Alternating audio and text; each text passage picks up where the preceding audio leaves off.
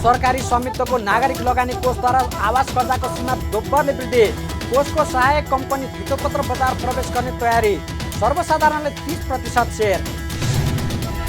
नेपालमा वैदेशिक सहायता 71.75%ले बढेर 1,87 अर्ब पुग्यो। अनुदानभन्दा ऋणको अंश बढी। सबैभन्दा धेरै प्रतिबद्धता सडक र सुशासनमा। र चैत्रको तेस्रो साताभित्र भाडा नबढाए सवारी साधन नचलाउने यातायात व्यवसायको चेतावनी। 20 वर्ष पुरानो सार्वजनिक सवारी साधन म्याद थप गरी चलाउन दिन माग।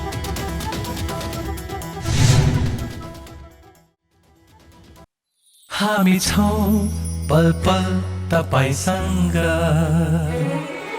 हिमाल पहाड तराईसँग, साथ छ हाम्रो बढ्ने कदमलाई। सलाम छ ती पौरखी हातहरूलाई, जिन्दगी सजाइदिन्छौँ हामी, हर सासको साथी बन्छौँ हामी। सुरक्षा अनि समृद्धि प्राण छ हाम्रो, हर आफू पनि बचाऊ, अरूलाई पनि बचाऊ। आजै नेपाल लाइफमा जीवन बिमा गरौँ। हामी हौं नेपाल लाइफ।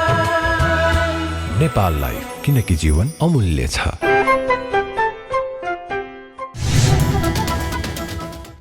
नमस्कार, कारोबार समाचारमा स्वागत छ। अब समाचार विस्तारमा। सरकारी स्वामित्वको नागरिक लगानी कोषले आवास कर्जाको सीमा दोब्बरले वृद्धि गरेको छ।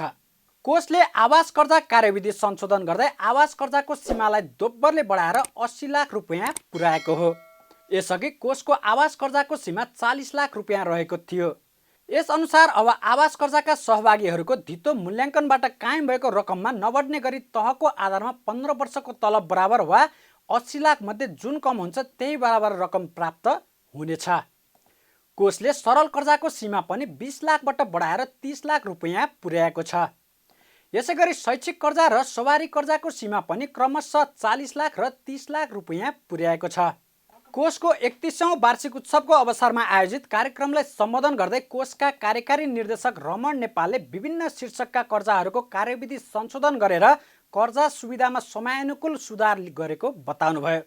उहाँले यो व्यवस्थाले कोषका सहभागीहरू निकै लाभान्वित हुने अपेक्षा लिएको बताउनुभयो। साथै उहाँले कोषको चुक्ता पुँजी 3 अर्ब रुपियाँ पुर्याउने काम करिब अन्तिम चरण पुगेको पनि बताउनुभयो। हामीले यो नागरिक लगानी कोष ऐन 2048 कोष संशोधनबाट चाहिँ पुँजी वृद्धिको काम पुँजी वृद्धि भए 3 अर्ब पुर्याउनु पर्नेमा सो काम करिब सम्पन्न भइसकेको छ। र यसै गरी हामीले यो कर्जा कार्यविधि संशोधन गरी सहभागीहरूलाई यो आवास कर्जा र यो सहभागी कर्जाहरू चाहिँ हामीले यसको सीमा वृद्धि गरेका छौँ र अझ सहज बनाएका छौँ। कोषका कार्यकारी निर्देशक रमण नेपालले कोषको सहायक कम्पनीका रूपमा रहेको नागरिक स्टक डिलर धितोपत्र बजार प्रवेश गर्नका लागि अन्तिम चरणमा रहेको समेत बताउनु भएको छ। उहाँले नेपाल धितोपत्र बोर्डबाट लाइसेन्स लिने काम सम्पन्न गरी आफै खरिद बिक्री गर्न परीक्षणको काम भइरहेको बताउनुभयो। नागरिक स्टक डिलरको हालको चुक्ता पुँजी 3 अर्ब रुपियाँ रहेको छ। साधारण सेयर अर्थात् आइपिओ निष्कासनपछि डिलरको चुक्ता पुँजी 5 अर्ब रुपियाँ हुनेछ। यो बाहेक सहभागी संस्थाहरू मिली एउटा बास्केट फन्ड तयार गर्ने र फन्डको साइज पुँजी 6 गुणासम्म बनाउने नीति छ। सर्वसाधारणहरूको लागि 1.5 अर्ब रुपियाँको आइपिओ भने आगामी 2 वर्षभित्रै निष्कासन गर्ने लक्ष्य लिएको छ। कोषका कार्यकारी निर्देशक रमण नेपालले नागरिक स्टक डिलर कम्पनीमा कोषको 51%, नेपाल पुनर्विमा कम्पनीको 10%, नेपाल टेलिकमको 9% र बाँकी 30% सर्वसाधारणको लागि छुट्याइएको बताउनुभयो। कोषले पुँजी बजारमा संस्थागत लगानी भित्र्याउने उद्देश्यले नागरिक स्टक डिलर कम्पनी स्थापना गरेको छ।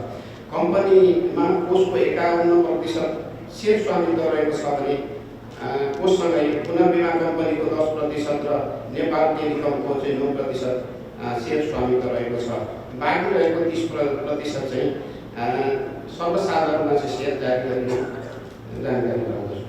यस्तै कोषका कार्यकारी निर्देशक नेपालले स्वरोजगार एवं वैदेशिक रोजगारमा रहेको नागरिकहरूलाई लक्षित गरी कोषले नयाँ बचत कार्यक्रम नागरिक पेन्सन योजना सञ्चालनमा ल्याएको पनि जानकारी दिनुभएको छ। उमेरमा कमाऊ जमाऊ र बुढेसकालमा रमाऊ भन्ने नाराका साथ सञ्चालित यस कार्यक्रममा पर्वत जिल्लाको फलेवास नगरपालिकासँग आबद्ध भई करिब 700 विपन्न तथा असुरक्षित क्षेत्रका मजदुरहरूलाई समावेश गरिएको बताउनुभयो। सोही नगरपालिकाका थप 1200 जना समावेश गर्ने प्रक्रियामा रहेको पनि उहाँले बताउनुभयो। नेपाल सरकारले प्राप्त गर्ने वैदेशिक सहायता 71.5% वृद्धि भएको छ। अर्थ मन्त्रालयले सार्वजनिक गरेको अर्थ बुलेटिन अनुसार चालु आर्थिक वर्षको माघ महिनासम्म दात्री निकाय र संस्थाहरूबाट प्राप्त वैदेशिक सहायता अघिल्लो आर्थिक वर्षको तुलनामा 71.5% वृद्धि भई 1,87,43,06,00,000 रुपियाँ पुगेको हो। गत आर्थिक वर्षको सोही अवधिसम्म अन्तर्राष्ट्रिय विकास सहायता प्रतिबद्धता 1,09,27,00,00,000 रुपियाँ रहेको थियो। वैदेशिक सहायतामा ऋणको अंश 90.3% र अनुदानको अंश 9.7% रहेको अर्थ मन्त्रालयले जनाएको छ। कुल सहायता प्रतिबद्धता मध्ये द्विपक्षीय सहायता 3.3 र बहुपक्षीय सहायता 96.7% रहेको छ, जसमध्ये सबैभन्दा धेरै सहायता प्रतिबद्धता सडक र सुशासनमा आएको छ। यसमा कुल सहायताको 28.8% अर्थात् 57 अर्ब प्रतिबद्धता आएको छ। यस्तै ऊर्जामा 46 अर्ब 14 करोड, बजेटरी सहायतामा 23 अर्ब 68 करोड 4 लाख, शहरी विकासमा र क्षमता विकासमा 9.5% अर्थात् 17 अर्ब 76 करोड 3 लाख, कृषिमा 10 अर्ब 65 करोड 1 लाख, खानेपानी तथा सरसफाइमा 5 अर्ब 89 करोड 3 लाख, शिक्षामा 4 अर्ब 46 करोड 2 लाख, स्वास्थ्यमा 3 अर्ब 40 करोड 2 लाख, वन तथा वातावरणमा 1 अर्ब 75 करोड, पुनर्निर्माणमा 60 करोड र कोभिडका लागि 1 अर्ब 32 करोड 4 लाख रुपियाँ प्रतिबद्धता आएको छ।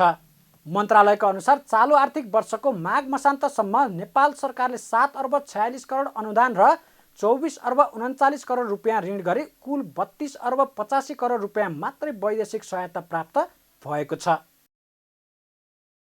कोभिड-19 सङ्क्रमणका कारण करिब 1 वर्षदेखि बन्द रहेको नेपाल र भारत बीचको यातायात सेवा पुनः सञ्चालनमा आउने भएको छ। बिहिबार प्रधानमन्त्री तथा मन्त्री परिषदको कार्यालयमा बसेको कोभिड-19 सङ्कट व्यवस्थापन केन्द्र CCMC को बैठकले नेपाल र भारत बीचको यातायात सञ्चालन गर्नको निम्ति मन्त्री परिषदलाई सिफारिस गर्ने निर्णय गरेको हो। कोभिड-19 सङ्क्रमणको कारण करिब 1 वर्षदेखि नेपाल र भारत बीचको यातायात सेवा बन्द रहेको छ।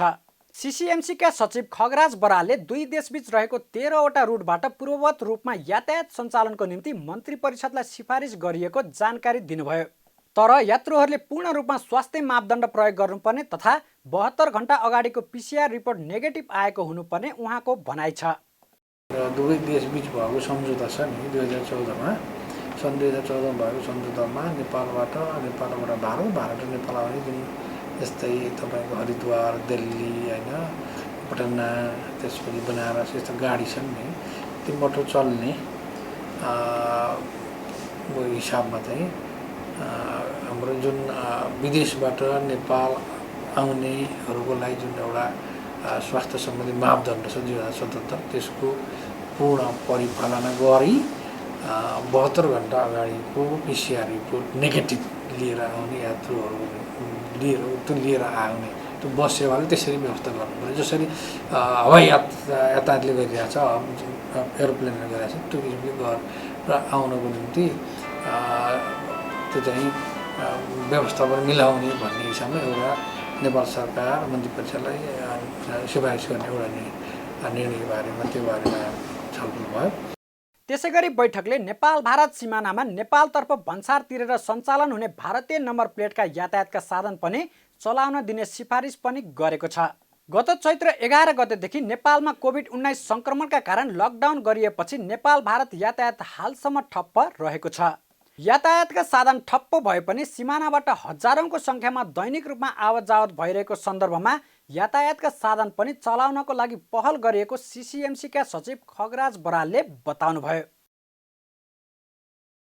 सरकारले उखु किसानको उखु बिक्री भुक्तानी तथा उत्पादनको समस्याको दीर्घकालीन रूपमै समाधान भइसकेको दाबी गरेको छ। कृषि तथा पशुपन्छी विकास मन्त्रालयले उखु किसानहरूको दर्ता प्रक्रिया अगाडि बढेसँगै किसानहरूको उखु बिक्री भुक्तानीको समस्याको दीर्घकालीन रूपमा समाधान भइसकेको दाबी गरेको हो। यो सँगै किसानलाई उखुको उन्नत जातको बिउ उपलब्ध गराउन तथा उखु उत्पादन हुने जिल्लामा उखुको ब्रिडिङ गर्ने कामको थलानी समेत भइसकेको दाबी गरेको छ। विगत लामो समयदेखि चिनी मिल्सहरूको दादागिरीका कारण किसानको बक्यौता लिन सधैँ लडाइँ नै लड्नुपर्ने अवस्था रहेको छ। हाल पनि चिनी मिल्सहरूले विभिन्न समस्या देखाउँदै किसानबाट खरिद भएको उखुको करोडौँ रुपियाँ भुक्तानी दिएका छैनन्।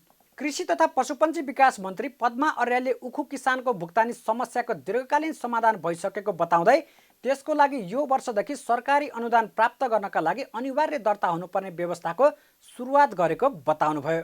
मन्त्रालयले गत जेठ महिनामा नै उखु किसान र चिनी मिल मालिकहरूको समस्या समाधान हुने गरी तयार पारिएको सिफारिस सहितको आवेदनको आधारमा उखु किसानहरूको अनिवार्य स्थानीय तहमा दर्ता हुनुपर्ने व्यवस्था गरेको छ। मन्त्री अर्यालले किसानले पाउने अनुदानमा बिचौलिया घुस्ने र दुरुपयोग गर्ने अवस्था उखु किसान दर्ता हुनासाथ हट्ने दाबी गर्दै किसान दर्ता प्रक्रियामा आएपछि सरकारले दिने अनुदान किसानको बैंक खातामा जाने बताउनुभयो। किसानहरूलाई समस्या नहोस् भन्नको निम्ति मन्त्रालयको तर्फबाट अनिवार्य दर्ता गर्ने किसानहरूले उखु किसानहरूले दर्ता गरेर मात्रै चल, दर्ता नगर्दा बेदर्तावालको पनि त समस्या हुन्छ नि। त्यसैले अनिवार्य किसानहरू दर्ता हुनुपर्ने उखु किसानहरू एउटा यो आर्थिक वर्षदेखि हामीले यो प्रबन्ध गरेका छौँ। अब दोस्रो कुरा के हुन्छ भन्दा अनुदानमा बिचौलियाको मैले जुन प्रसङ्ग उठाएको छु त्यसको अन्त्य गर्नको निम्ति पनि हामीले सिधै किसानहरूको हातमा हालिदिने, एउटा किसान दर्ता गराउने, दोस्रो कुरो किसानहरूको सिधै खातामा हालिदिएपछि त्यो बिचौलिया खेलेर किसान मर्कामा पर्ने स्थितिको पनि हामीले अन्त्य गर्छौँ। मन्त्री अर्यालले किसानलाई उखुको उन्नत जातको बिउ उपलब्ध गराउन भारतबाट ल्याउने गरी परराष्ट्र मन्त्रालय मार्फत कृषि मन्त्रालयले काम अगाडि बढाइसकेको बताउनुभयो। यसै गरी कृषि मन्त्रालयले नार्क मार्फत उखु उत्पादन हुने 12वटा जिल्लामा उखुको ब्रिडिङ गर्ने कामको थलानी गरेको पनि बताउनुभयो। सरकारले थालनी गरेको कामले उखुको उत्पादन तथा बजार व्यवस्थापनमा महत्त्वपूर्ण भूमिका खेल्ने मन्त्री अर्यालको विश्वास छ। उखुको उन्नत जातका बिउ जुन भारतबाट ल्याउने हो त्यो हामीले परराष्ट्र मार्फत प्रक्रिया अगाडि बढाइसकेका छौँ। त्यो किसानहरूलाई उपलब्ध गराउनको निम्ति भारतबाट ल्याउनु पर्यो उन्नत जातका उखुका बिउहरू, त्यसको निम्ति पनि हामीले पत्रचार्ज गरेर यो प्रक्रिया अगाडि बढाइसकेका छौँ र त्यसले उखु किसानहरूलाई भोलि त्यो उखु व्यवसाय गर्नको निम्ति प्रोत्साहित पनि गर्छ। अनि उन्नत जातको भएपछि उत्पादन पनि बढ्छ र किसानहरू लाभान्वित हुन्छ र हाम्रो आवश्यकतालाई पूर्ति पनि गर्छ। हामी यो ढङ्गले पनि गएका छौँ। अर्को भनेको यो हामीले नार्क मार्फत विशेष किसिमको संरचना बनाएर अनि 12 जिल्लामा यो ब्रिडिङ गर्ने, उखुको ब्रिडिङ गर्ने खालको काम पनि हामीले सुरुवात गरेका छौँ र यसरी व्यवस्थित गर्नको निम्ति हामी उखुका सन्दर्भमा उखु किसानसित जोडिएका कुराहरूलाई व्यवस्थित गर्ने, प्रोत्साहित गर्ने, उत्पादन बढाउने, हाम्रो आवश्यकता पूर्ति गर्ने गरी जानको निम्ति यति प्रबन्ध हामीले गरेका छौँ। मन्त्रालयका अनुसार हालसम्म उखु किसानहरूको भुक्तानी बक्यौता 85% भइसकेको छ। कृषि मन्त्रालय आफैले भुक्तानी गर्न बाँकी रहेको करिब 2 करोड रुपियाँ समेत किसानको खातामा गइसकेको छ। अब बाँकी 15% भुक्तानीको लागि केही प्राविधिक कारणले रोकिएको भए पनि भुक्तानी हुने अवस्थामा पुगेको मन्त्रालयको दाबी छ। यातायात व्यवसायीहरूले 20 वर्ष अवधि पुगेका सार्वजनिक साधनहरूलाई म्याद थप गरी सञ्चालनको अनुमति दिन माग गरेका छन्।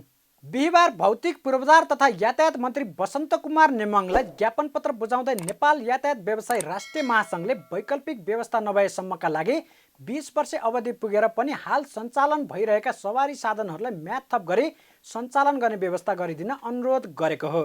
प्राविधिक चेक जाँचको आधारमा सञ्चालन व्यवस्था गरिदिनु पर्ने महासङ्घको माग रहेको छ। 20 वर्ष सवारी साधनहरू विस्थापित गरिए नयाँ सवारी साधनका लागि 100% भन्सार छुट गरिदिनु पर्ने माग रहेको पनि नेपाल यातायात व्यवसायी राष्ट्रिय महासङ्घका महासचिव सरोज सिटौलाले बताउनुभयो। 20 वर्ष सवारी साधनहरूको विस्थापन सम्बन्धमा वैकल्पिक व्यवस्था नभएसम्मका लागि हाल सञ्चालनमा रहेका सवारीका साधनहरूको म्याद थप गरी सञ्चालन गर्ने व्यवस्थाका लागि अनुरोध गरिन्छ। 2 फलामी निश्चित आयु नहुने जति मर्मत सम्भार गर्यो त्यति नै टिकाउ हुने हुँदा उमेरको आधारमा 20 वर्ष सार्वजनिक सवारी साधन विस्थापित गर्नु उपयुक्त एवं व्यवहारिक नभएकोले 20 वर्ष सवारीका साधनलाई प्राविधिक चेक जाँचको आधारमा सञ्चालन गर्ने व्यवस्थाका लागि अनुरोध गरिन्छ। 3 कथम कदाचित 20 वर्ष सवारी साधनहरू विस्थापित गर्नु परे अवस्थामा सिर्जना भएमा विस्थापित सवारी साधनलाई स्थापित गर्दा भन्सार बिन्दु लाग्ने 100% भन्सार छुट गरी सो सवारी साधनको सट्टामा सोही प्रकृतिको सवारी साधनहरू आयात गरी सञ्चालन गर्ने दिने व्यवस्थाका लागि अनुरोध गरिन्छ। महासङ्घले मूल्य वृद्धिको आधारमा चैत्रको तेस्रो साताभित्र भाडा समायोजन गर्नका लागि पनि ज्ञापन पत्र समेत बुझाएको छ। चैत्रको तेस्रो साताभित्र भाडा समायोजन नगरिए सवारी साधन नचलाउने पनि विज्ञप्तिमा उल्लेख गरिएको छ। सम्बन्धित कम्पोनेन्टहरूमा भारी मूल्य वृद्धि हुनुको साथै कोरोना महामारीको कारणले कार्य सञ्चालन नभएको अवस्थाबाट व्यवसायहरूले बैङ्क किस्ता तिर्न नसकी सम्बन्धित निकायमा गाडी बुझाउनु पर्ने बाध्यात्मक अवस्था सिर्जना समेत भएकोले नेपाल सरकारबाट तय गरिएको प्रत्येक आर्थिक वर्षमा गरिने भनिएको मूल्य वृद्धिको आधारमा यही चैत्र तेस्रो हप्ताभित्र अनिवार्य रूपमा भाडा समायोजन गरिदिनु हुन भई सार्वजनिक यातायात क्षेत्रमा संलग्न देशभरका यातायात व्यवसायलाई संरक्षण गरिदिनु हुन समेत माननीय मन्त्रीज्यू समक्ष सादर अनुरोध गरिन्छ। साथै उक्त समयावधिभित्र भाडा समायोजन नभएमा बाध्य भई सम्पूर्ण सार्वजनिक सवारी साधनहरू घर ग्यारेजमा थन्क्याउन बाध्य हुने बेहोरा समेत माननीय मन्त्रीज्यू समक्ष सादर अनुरोध गरिन्छ। यता ज्ञापन पत्र बुझ्दै मन्त्री नेमुवाङले यातायात व्यवस्था विभागसँग आवश्यक छलफल गर्ने प्रतिक्रिया दिनुभएको छ।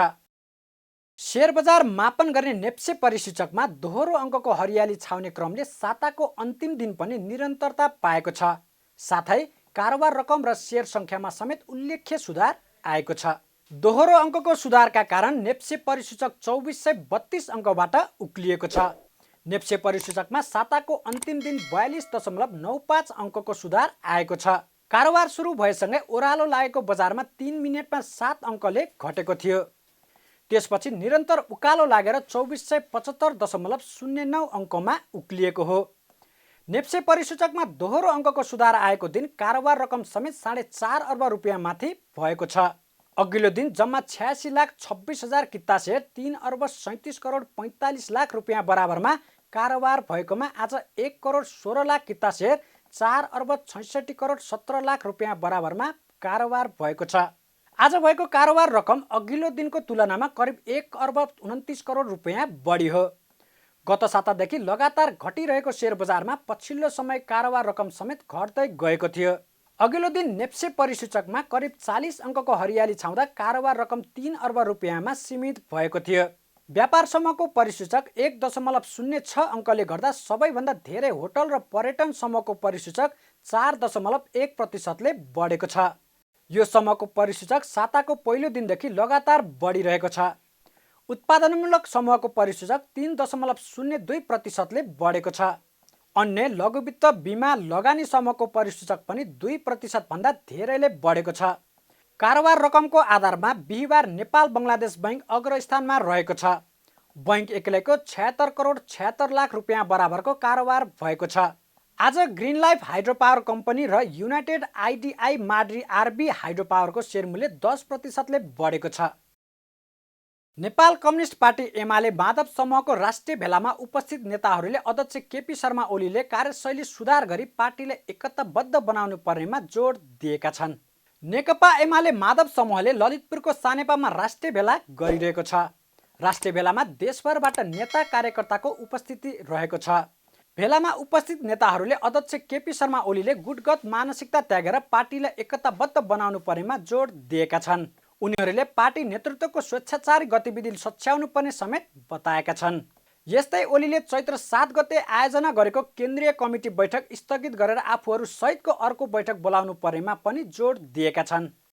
संस्थापन पक्षले गरेको गुटबन्दीको विरोधमा, विभाजनकारी गतिविधिको विरोधमा सिङ्गो पार्टीलाई एकजुट बनाउने र मजबुत सशक्त बनाउने, नेपालको वामपन्थी आन्दोलनलाई कमजोर हुन नदिने यो उद्देश्यका साथ हामी त्यस हिसाबले सिङ्गो देशका जनतालाई आह्वान गर्ने, कार्यकर्तालाई आह्वान गर्ने, नेताहरूलाई आह्वान गर्ने र अध्यक्ष केपी ओलीलाई पनि आह्वान गर्ने हिसाबले हामी छलफल गरिरहेछौँ। यसमा आज हामी एउटा कुनै न कुनै निष्कर्ष निकाल्छौँ र त्यसले वामपन्थी आन्दोलनलाई युनिफाइड गर्ने कुरामा हाम्रो जोड रहनेछ। र हाम्रो जोड के छ, जब जेठ 3 भन्दा अगाडि पुग्यो भने त्यो अगाडि पार्टीको संरचना तल ओडादेखि लिएर केन्द्रसम्म जुन संरचना त्यसलाई यथावत राखेर त्यही पार्टीभित्रका जुन यो विगतमा भएका जति पनि तिक्तताहरू थियो त्यसलाई मेट्ने, त्यस पछाडि छलफल गरेर अगाडि बढ्ने हिसाबले नै हाम्रो अभियान छ। पार्टी नेतृत्वलाई सच्याउनका लागि जो उहाँ मनपरी ढङ्गले एकलौटी ढङ्गले स्वेच्छाचार ढङ्गले अगाडि बढिरहनु भएको छ, बल मिचाइपूर्ण ढङ्गले अगाडि बढिरहनु भएको छ, अहङ्कारपूर्ण ढङ्गले अगाडि बढिरहनु भएको छ, उहाँलाई सच्याउनका लागि उहाँले गरेका हिजोका त्यसमा जे गल्तीहरू छन् अनि ती गल्तीलाई कति पनि महसुस नगरेर अझै अनि त्यसपछि एकपछि अर्को अनि त्यसपछि गल्ती गर्ने अझै सम्भावना छ। त्यसो भएको हुनाले यसलाई दबाब दिनको लागि हामी देशभरिका नेता कार्यकर्ताहरू जम्मा भएर अहिले छलफल जुटिरहेका छौँ। यो छलफलको यो भेलाको मकसद भनेको के हो त भन्दा पार्टी एक ढिक्का बनाउने, पार्टी बलियो बनाउने र गलत नेतृत्वले गरेका गलत क्रियाकलापहरूलाई सच्याउने, अझै राम्रो र व्यवस्थित पार्टी कसरी बनाउन सकिन्छ, जनताको मन जित्ने पार्टी अझै कसरी बनाउन सकिन्छ भन्ने कुरामा यति बेला हामी जुटिरहेका छौँ। उहाँहरू चाहिँ यो भेलामा उपस्थित हुन सक्नुभएको भए यो ज्यादै सकारात्मक कुरा हुन्थ्यो, हामी खुसी हुन्थ्यौँ। तर विडम्बना के भयो भने म केन्द्रीय कमिटीको सदस्य हुँ, तर पार्टीको अध्यक्ष महासचिवले बोलाएको केन्द्रीय कमिटी हामी केन्द्रीय कमिटीका सदस्यहरूलाई थाहै नदिइकन सार्वजनिक रूपले 1 गते केन्द्रीय कमिटीको बैठक हुन्छ भन्ने सूचना मिडियामा सम्प्रेषण गरेर अनि भूमिगत शैलीमा लोकतान्त्रिक गणतन्त्रमा लोकतान्त्रिक व्यवस्थामा कम्युनिस्ट पार्टीको बैठक भूमिगत शैलीमा बसेको समाचार सुनेर हामीलाई उदेक लाग्यो। अब त्यसका बावजुद पनि यो भेलामा उहाँहरू उपस्थित भएर चाहिँ यसमा हामीसँगै सहभागी भएको भए त्यसले सकारात्मक कुरा दिन्थ्यो। त्यसो हुन नसके पनि यो 8 गते गर्ने भनेको 7 गते गर्ने भनेको केन्द्रीय कमिटीको बैठक स्थगित गरेर फेरि सबै केन्द्रीय सदस्यहरू उपस्थित भएर बैठक बस्ने परिस्थिति निर्माणमा अध्यक्ष महासचिवको ध्यान जाओस्। त्यो मुलुकको लागि, जनताको लागि र सिङ्गो कम्युनिस्ट आन्दोलनका लागि योगदान हुनेछ।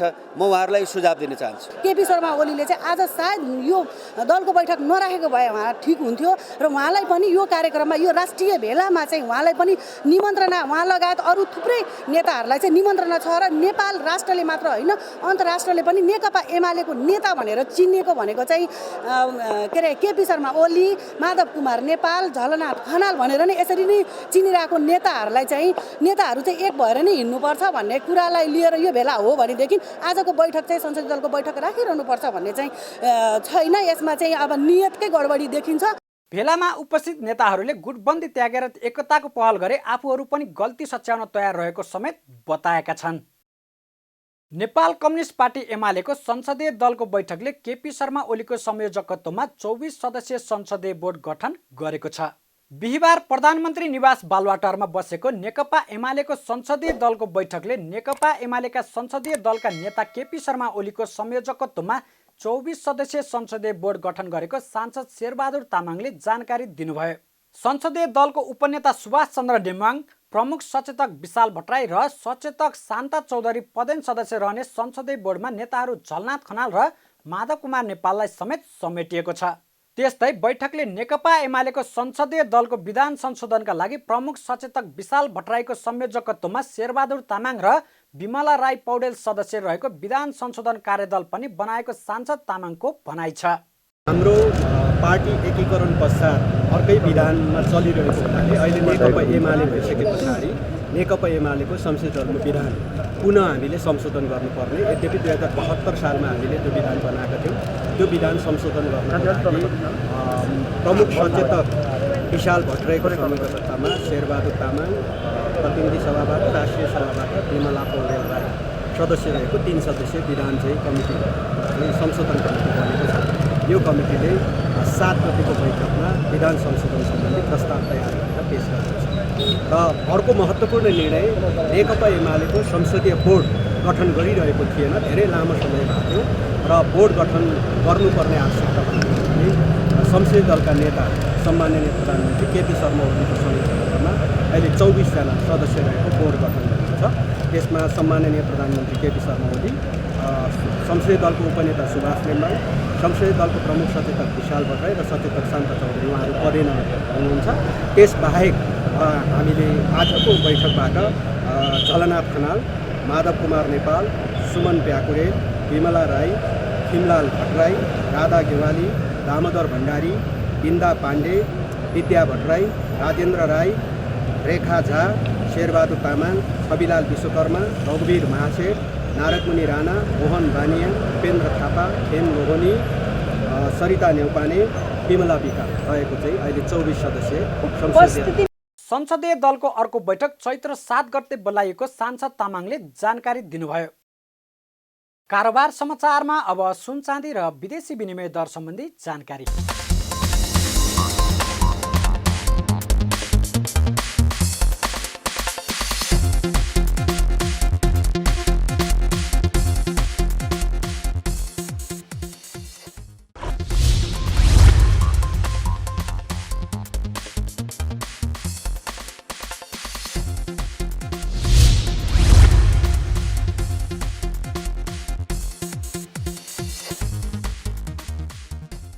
बिदा हुनु अघि अहिलेसम्मका प्रमुख समाचार फेरि एकपटक। सरकारी स्वामित्वको नागरिक लगानी कोषद्वारा आवास कर्जाको सीमा दोब्बरले वृद्धि। कोषको सहायक कम्पनी धितोपत्र बजार प्रवेश गर्ने तयारी। सर्वसाधारणले 30% सेयर। नेपालमा वैदेशिक सहायता 71.75%ले बढेर 1 खर्ब 87 अर्ब पुग्यो। अनुदानभन्दा ऋणको अंश बढी। सबैभन्दा धेरै प्रतिबद्धता सडक र सुशासनमा।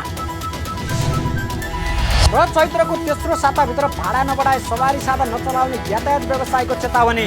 20 वर्ष पुरानो सार्वजनिक सवारी साधन म्याद थप गरी चलाउन दिन माग।